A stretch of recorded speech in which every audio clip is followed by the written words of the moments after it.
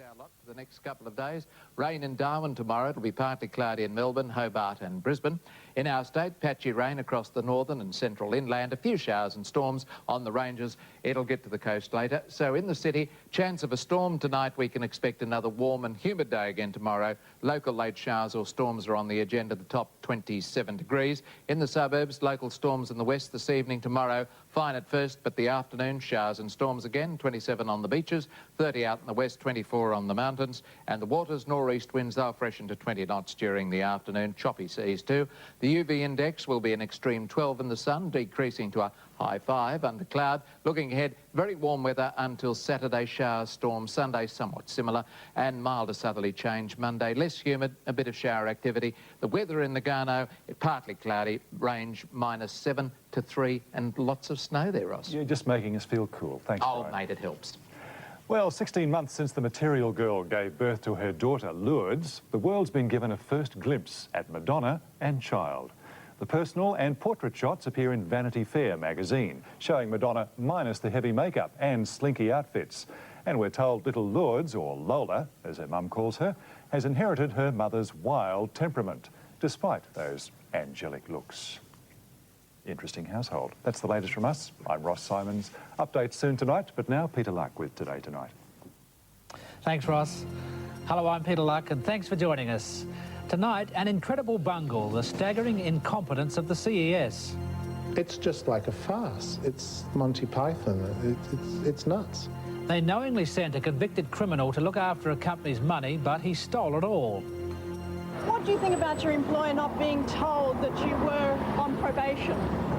Plus, discriminated against and abused, the battle to save one of Australia's heaviest men.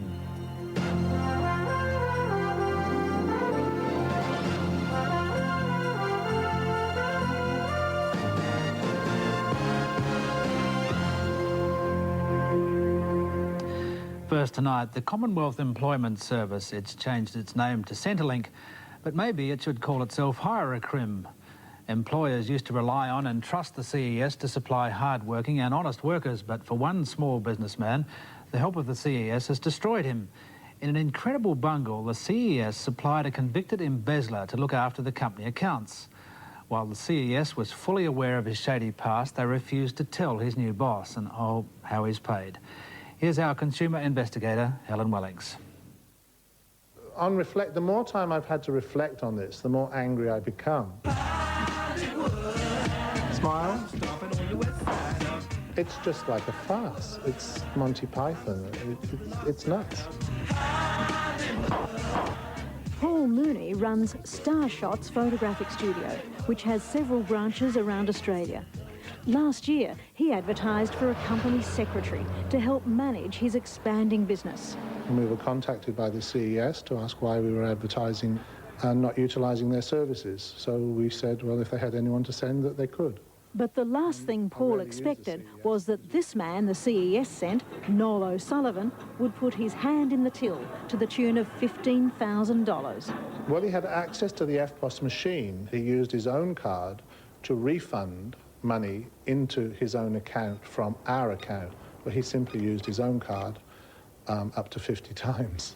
Noel O'Sullivan then had a spending spree on escort services, dining out and showering friends with gifts.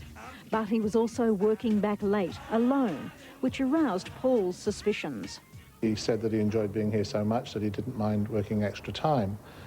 Bank account discrepancies of around $15,000 were eventually spotted, and Noel O'Sullivan was arrested. But then Paul Mooney got an even bigger shock. Once he was taken to the police station, they discovered that he was in fact on probation, that he had recently come out of jail for embezzling a very large sum of money. $80,000, in fact, from a previous employer. Paul Mooney's point is that as an employer, he should have been forewarned. But in recommending Noel O'Sullivan for the job, the CES failed to mention his criminal record. So did his parole officer. In fact, Noel O'Sullivan had come with glowing references from Muswellbrook Correctional Centre, which Paul says failed to mention that he was an inmate while he was working there. When you ring up for a reference, they say, yes, he was a brilliant employee. They told us that he was in charge of the payroll for 15 people. He was this, he was that, he was the other. He came early, he stayed late. Well, why wouldn't he be? He was in the nick. Muswellbrook Correctional Centre says they did mention Noel's criminal record in a phone conversation, but Paul denies this. On 2 occasions we phoned them, and they definitely did not say that he was an inmate. When we approached Noel O'Sullivan, he wasn't talking. Mr. O'Sullivan, what do you think about your employer not being told that you were on probation? The Commissioner for Corrective Services admitted to us that not letting on about Noel O'Sullivan's criminal record to a prospective employer was wrong, an unfortunate oversight. So the parole officer concerned has been disciplined for not following the proper procedure. The CES, though, is unapologetic. In a letter to us, they explain that the Privacy Act prohibits the CES divulging to employers information about job seekers' criminal records, unless the job involves contact with minors. The CES also said it's up to the employer to find out about job applicants and their history. That just doesn't work. The CES, who know this information, must be in the position to give it. Jonathan Fowler of the Small Business Association says Paul should take action against the CES. Now, if they're going to hide information, they're not going to get a correct assessment to me, the employer, then they're wrong. And if it was my case, I'd be suing the CES for incompetence and negligence. Do you think the CES should have referred you without warning? Don't want to say anything to us at all? Noel O'Sullivan, or Morgan Kendall Chase as he now calls himself, was recently sentenced to 18 months imprisonment for 6 counts of fraud. But Paul Mooney is still angry and still out of pocket. I mean, you can call it embezzlement, you can call it whatever you like, but he's a thief. I don't think that if somebody makes a mistake, they should be penalised for the rest of their life. But I don't think he should be put in a position of trust either, certainly not with the government's knowledge. Our consumer investigator, Helen Wellings. And now to today's Mardi Gras police ruckus. Back in 1978, Sydney's first gay and lesbian Mardi Gras, the parade ended in a riot after the police stepped in to stop it. Fast forward 2 decades and you'll find the state's finest mounting an inside job. They're planning to march in this month's 20th anniversary parade. They'll do it in full uniform and full pay. Reporter Chris Simmond went out to meet some of the men and women who'll be marching in blue. People are so excited that police are showing that they do have a heart. We're paying for them to look after the justice in society, not promote something that's morally wrong. I'm a part of the gay lesbian community, but I'm also a part of the policing community, and I'm proud to bring the two things together. The New South Wales Police Service is coming out later this month as official participants in Sydney's gay and lesbian Mardi Gras. Up to 50 liaison officers and administrative staff working within the gay community will take part in the 20th anniversary parade. It's the 3rd year police have been in the parade, and this year they're marching on the street. It's a good signal. Sue Thompson, police advisor on gay and lesbian liaison, believes police presence of this kind will improve communications with the gay community. The gay and lesbian liaison officers started off in 1990, and the important part of their role is about encouraging people to report violence. 2, 4, 6, 8, gay is just as good as straight. It's a far cry from the late 70s, when police presence at the Mardi Gras was about maintaining peace in a community undecided about overt sexual expression. Excitement at the fact we've reached this point. We've come totally around from the violence that marked the first parade, and here we are participating as one. Senior Constable Stephanie Robertson and Sergeant Terry Harvey say there's a misunderstanding in the general public that all liaison officers are gay. That's not the case. Most are actually identified as straight, and there are the element of those who are gay and lesbian. Are you gay? I am gay, yes. Is that an advantage or a disadvantage? I'd say it's neither. It's not really an issue. For the job to be done properly requires professionalism, and anyone in the job can do that. I'm here to do a job. Who cares whether I'm gay, lesbian, a Muslim, fundamentalist, or whatever? I'm a police officer first, and I'm here to do a service to the community. They've been specially trained and they can be anyone at your police station. Sergeant Sue Trusty is the coordinator of this year's police appearance. Rehearsals have been booked, but little is being revealed. Well, we do have a sense of humour, and I think by being there we're showing that. And we're also showing that we do have a real heart and a real connection with the community. Now perhaps the big question is, what are officers expected to wear for the grand parade on February the 28th? Will they be in or out of uniform? Can we perhaps expect some lycra bike pants, maybe a bit of tinsel, a few feathers, a bit of glitter, perhaps some handcuff accessories?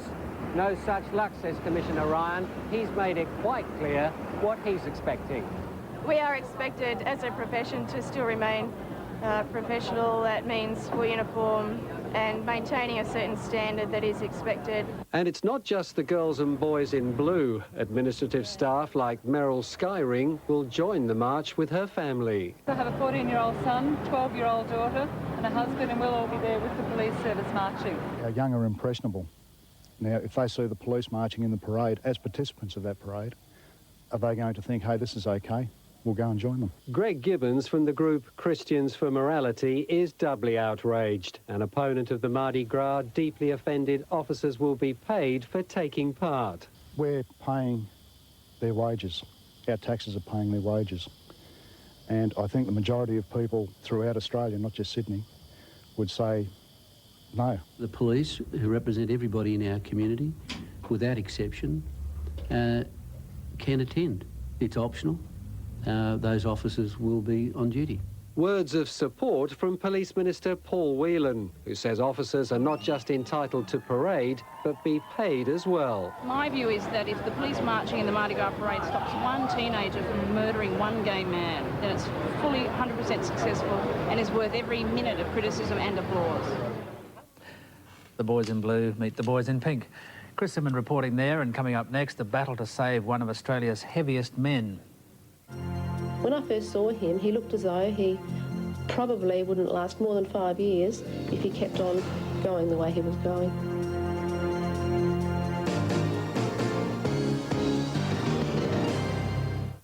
Hello, I'm Paul Barry. This week, a witness special. Sex, lies, and the president. Bill Clinton, the most powerful man on earth, and the affairs that could bring him tumbling down. I did not have sexual relations with that woman. The scandal that is rocking a nation. Who is telling the truth? In her only Australian interview, the woman who started it all, Jennifer Flowers, talks to witness. A witness special at a special time. Sex, Lies, and the President. Tonight, 7:30 on 7.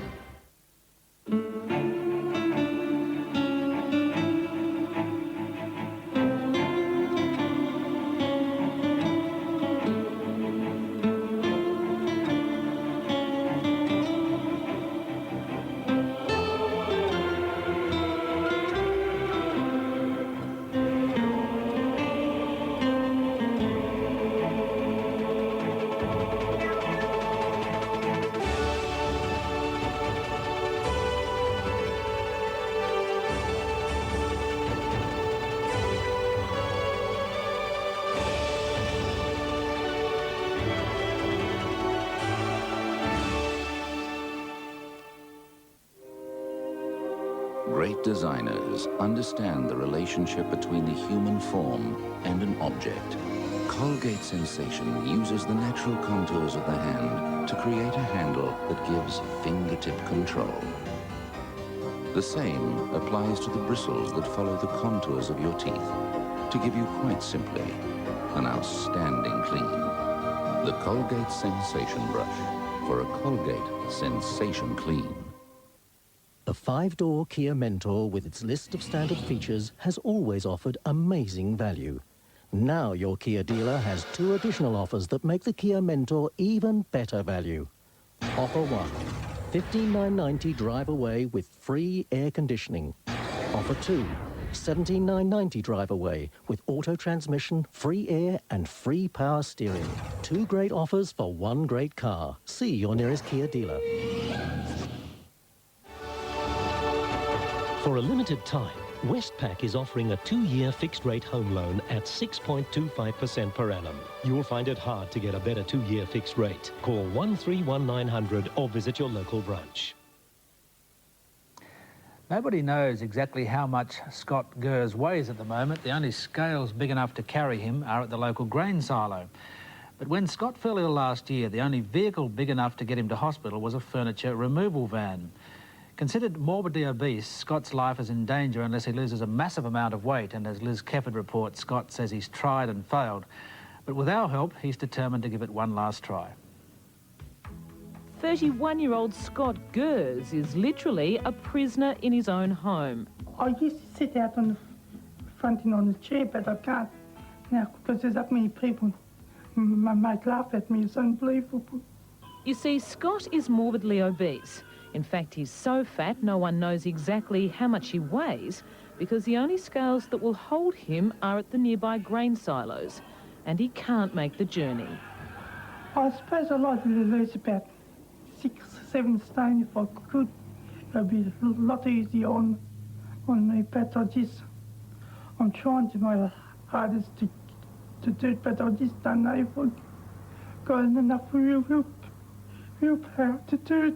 They say, oh, here comes that fat jelly mole, and he gets upset then and starts crying, and once they see him crying, they just keep it up. According to Scott's mother, Barbara, her son started life as a bouncing baby and just kept growing, outwards more than upwards. He's been big all along, like he was a big baby, but he put on weight all of a sudden. About 7, 8 years ago, he got really big like this and not able to move around. There appears to be no real medical explanation for Scott's obesity, but because of his weight, he suffers from a range of ailments. I'm not eating that much now. I just can't eat now, but and I reckon he's just lazy, just can't. He won't stop eating, but I just eat like a normal person. Scott, would you like your orange drink? Please, Mum. There you are. Please say. Thank you, Mum. 3 months ago, while in Adelaide for a doctor's appointment, Scott fell over in his motel room. There was no way his mother could get him up, so she called for an ambulance. But when it arrived, Scott was too large to fit inside. Ambulance officers were forced to call for a removalist van, and even then, it took 9 men to get him onto a stretcher. In fact, it's not the only time Scott's been caught in a predicament like this. Last year, he had to be cut out of a railway carriage, which gives you an idea of how disabling his current condition is. I just can't do that much while on this side, that's all. You're right. Even walking from one room to another ends in agony. If he walks, he gets chafed. He chafes between the legs, and then his belly comes down over his legs, and that chafes, and under his arms. He's really out of condition. Barbara admits her son does have a weakness for junk food, but even so, claims he's not a glutton. No, he eats less than my husband, actually. Yeah. I've never seen anybody that big before, and yes, I was shocked. He looked very, very large. It's a very sad story. When Today Tonight approached Adelaide nutritionist Caron Milham, she offered her services in the fight to help Scott lose weight. She fears if he gets any heavier, he won't see his 40th birthday. When I first saw him, he looked as though he probably wouldn't last more than 5 years if he kept on going the way he was going. She's consulted with his local doctor and is now devising a strategy which may well save his life. As a ballpoint figure, I would say that Scott should be able to lose between 50 to 100 kilograms in that first year. Over the next 12 months, Caron Milham will be keeping a very close eye on Scott's weight. But there's a lot more to consider than just his food intake. It starts off with the right reasons to lose weight, and what we would initially establish is, does Scott really want to lose weight and why? And probably one of Scott's main reasons will be his health and his mobility. Scott knows the next year won't be easy, but is prepared to try anything that will finally help him lead a normal life. Anything to lose weight. I'm praying I'm going to lose 45 stone. And Liz Kefford will be monitoring Scott's progress. After the break, the other end of the scale, Australia's tiniest baby. They said he'd never live, but you should see him now.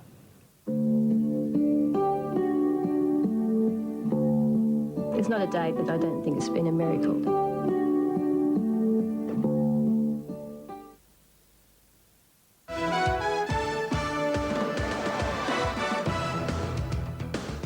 This is Jean-Claude Kiddy.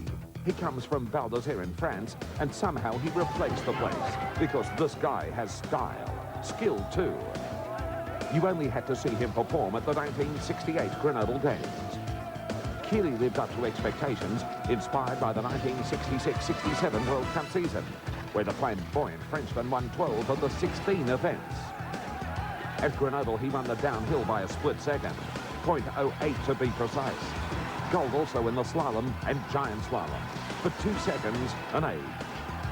Triple gold medalist Jean-Claude Keely had joined Tony Saylor as the only skier in Olympic history to take all events.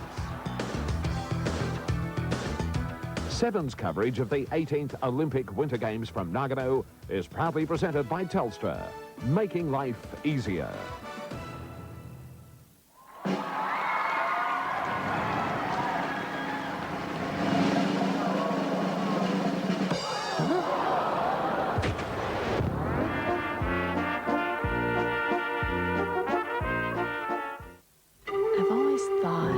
Something magical about the touch of silk. Oh, sure, it's sensual, it's natural, but to me, it's always been magical.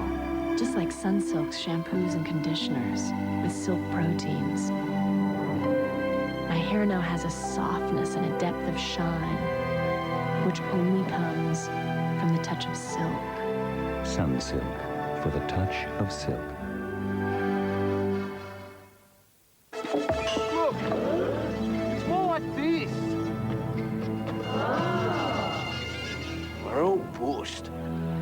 Something to keep us going. New Kellogg's cereal bars with the wholesome grains of sustain, the nuts of crunchy nut cornflakes, and tasty fruit of just right. And they're high in carbohydrates. All it needs. New Kellogg's cereal bars. Goodness you chew to get you through.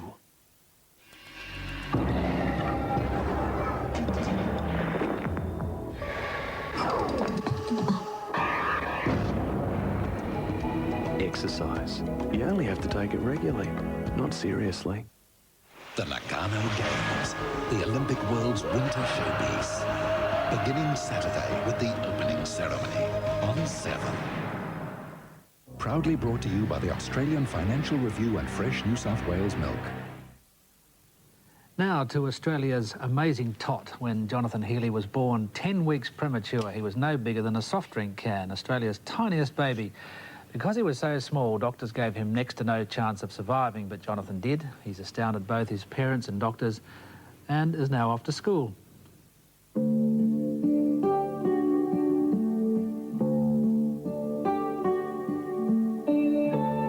It's just truly amazing. I really, it's not a day that I don't think it's been a miracle that he's been so well, but to actually go to school, to get here and for him to be so intelligent, it's just marvellous.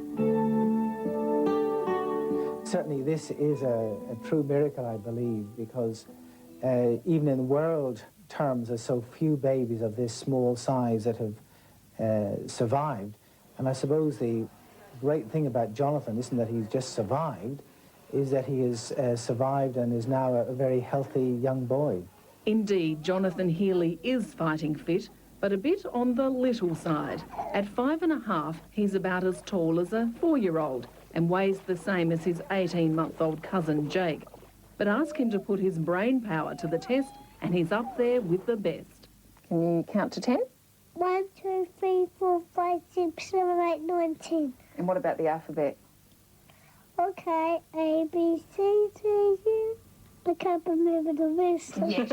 We're expecting bigger, a little bit bigger, and to be about 560 grams. And I think when he woke up and he was only 374 grams, it was quite a shock. I was a little bit numb.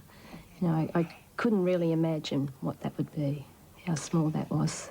Australia's smallest baby had the courage of a giant, despite only a 10% chance of surviving. For Jonathan's mum, Gail, her pregnancy was a bit like a game of Russian roulette. At 27 weeks, doctors discovered that the placenta had broken down, that no nutrients were getting through. In other words, baby Jonathan was slowly being starved. So Gail had an emergency caesarean with doctors at Brisbane's Mardi Hospital geared up for an all-out resuscitation of Jonathan. He was relatively mature as regards his gestational age, and so we thought it was worthwhile, you might say, giving it a go. But Jonathan had his sights firmly set on life. His mum, who'd been trying for 14 years to fall pregnant, knew her miniature miracle was tough. So what's so special about Jonathan to you? To me, the fact that he did survive and he's so bright and he's such a loving little boy. For months now, Jonathan has been badgering his mum to send him to school, or at least get the uniform. We let him keep it on for the rest of the day, and then next morning it was back on again. First thing he wanted to do was put it on. Picture perfect, and mum proud as punch. But Jonathan couldn't face his big day without some words of encouragement from the miracle workers who monitored his tiny body all those years ago. First, a check-up with his neonatologist, Dr. Peter Gray. Good. And then a visit to those who work so frantically to help Jonathan beat the odds. You remember you were that little? You were smaller than that. And you used to be in one of those incubators. You were born, what, 10 weeks early, weren't you? Yeah, looking like a little tank. Jonathan, you're so heavy. I can remember when you were a tiny little baby and I used to nurse you and you were so light and you're just like a can of Coke you were. And now, look at you, big man. Coca-Cola Kid. Yeah, he was called the Coca-Cola Kid. Well, that name may stick forever, but today Jonathan's traumatic first days were far from his mind as he went to school on the Gold Coast, the only student at St Andrews to have made it into the Guinness Book of Records. I'm not really sad that he's going because it's just so wonderful that he can go, that he is able to go to school. Doctors will continue to monitor little Jonathan until he is 9, but he will never stop being an inspiration to parents of other preemie babies. Proof their precious parcels can beat the odds too. Lexy Hamilton-Smith with one special little boy. Back with more in a moment.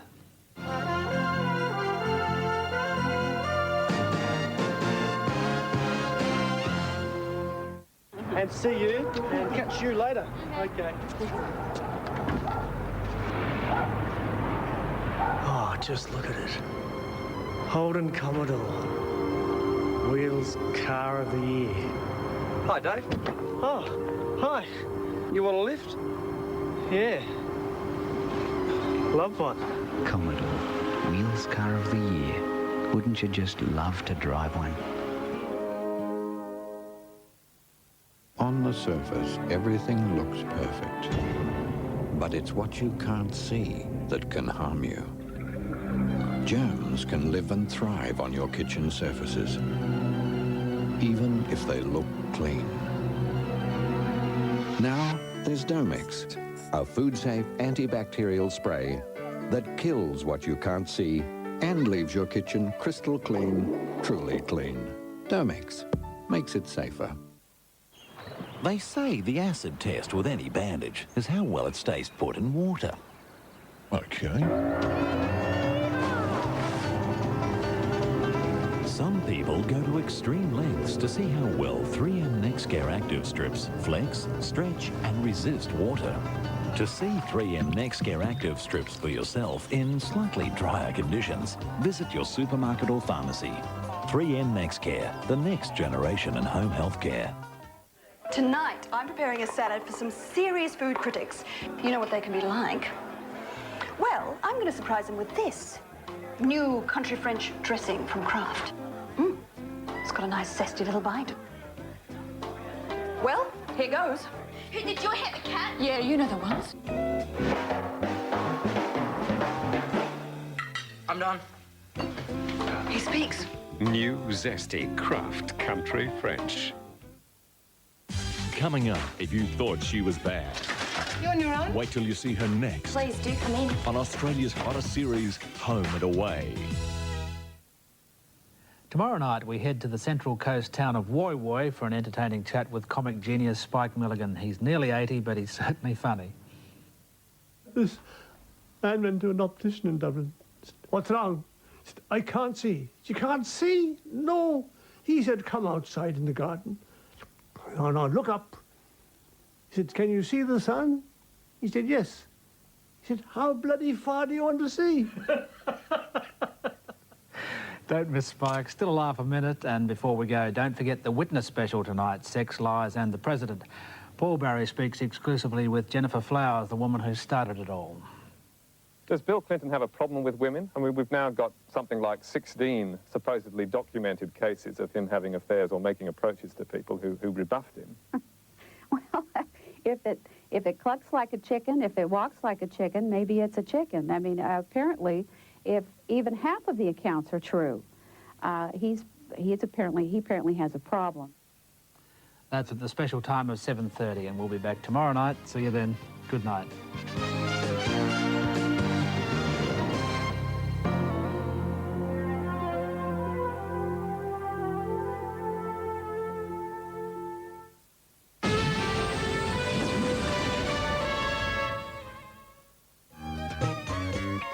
This program proudly brought to you by Domex.